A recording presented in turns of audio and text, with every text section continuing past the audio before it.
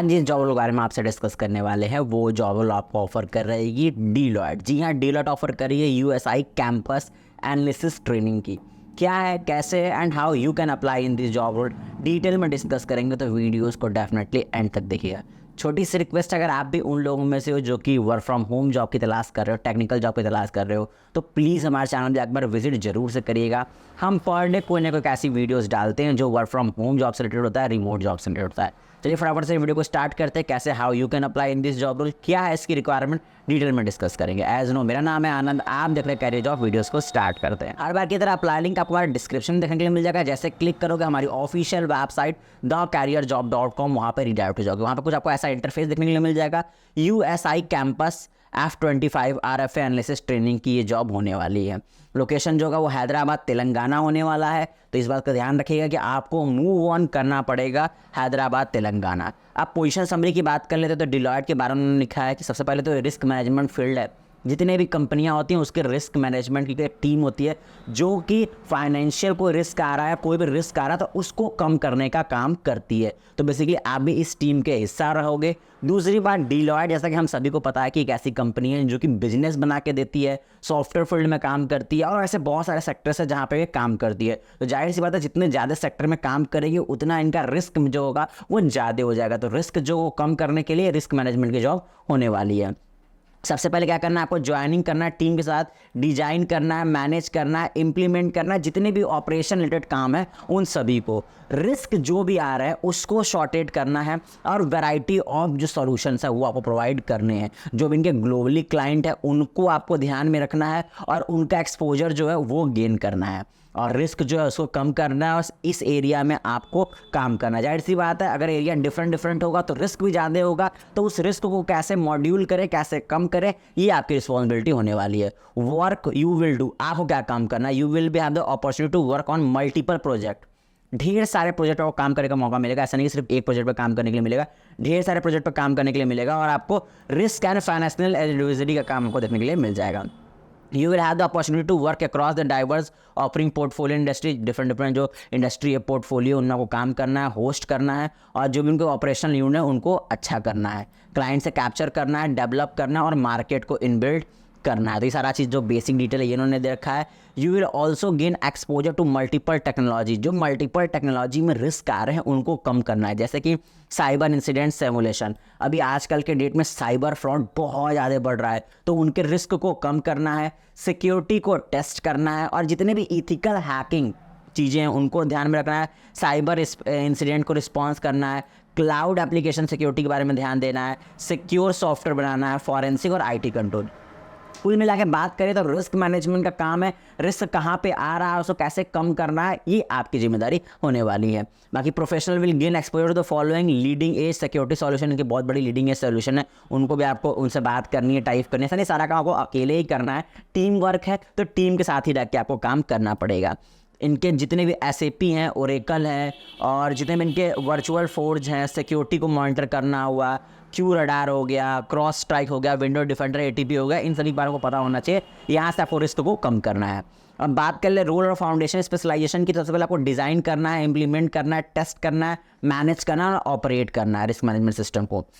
बाकी जितने भी ग्लोबली चैलेंज आ रहे हैं उनको मैनेज करना है और जितने भी मल्टीपल जियोग्राफिकल टाइम जोन में काम होते हैं वो सारा काम आपको देखना पड़ेगा, वो सारा काम करना पड़ेगा। आपको इम्प्रूव करना है ऑपरेशन को, परफॉर्म को और एनालाइज करना है क्लाइंट को। जितने भी IT से रिलेटेड काम है उन सभी को मैनेज करना है, कंट्रोल करना है, प्रोसेस करना है और जितने भी रिस्क मैनेजमेंट ऑपरेशन के काम है वो सब आपको फिगर आउट करना पड़ेगा।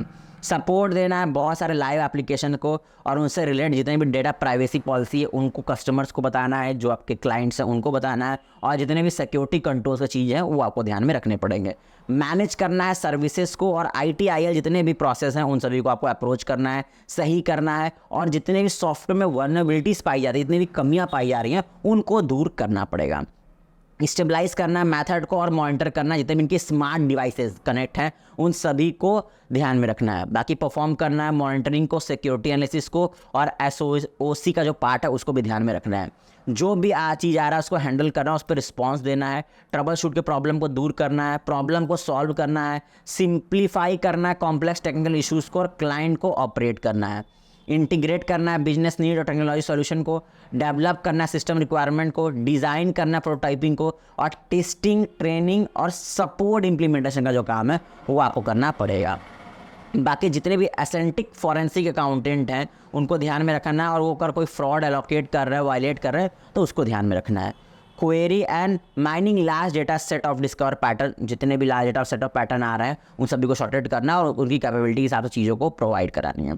असाइन करना है क्लाइंट को, कंट्रोल करना है और हाई डिग्री रिलेबिलिटी को इम्प्लीमेंट करना है। फाइनेंशियल रिपोर्ट तैयार करना है, कंप्लाइंस करना है, और जितने भी लॉ लैंड रेगुलेशन है उन सभी को ध्यान में रखना है।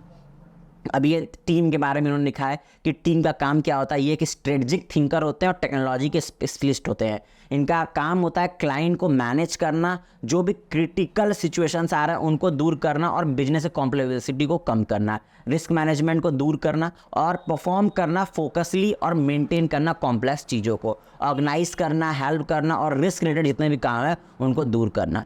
ऑपरेशनल, फाइनेंशियल एंड रेगुलेटरी काम जो भी प्रोसेस है उन सभी को दूर करना, क्रिएट करना और रिस्क को कम करना, और एक्सटेंसिव डेटा जो स्टैटिकल्स हैं उनको दूर करना, बाकी जितने भी डेटा आ रहा है उनको मॉनिटर करना, फिल्टर करना। तो this all the basic requirement.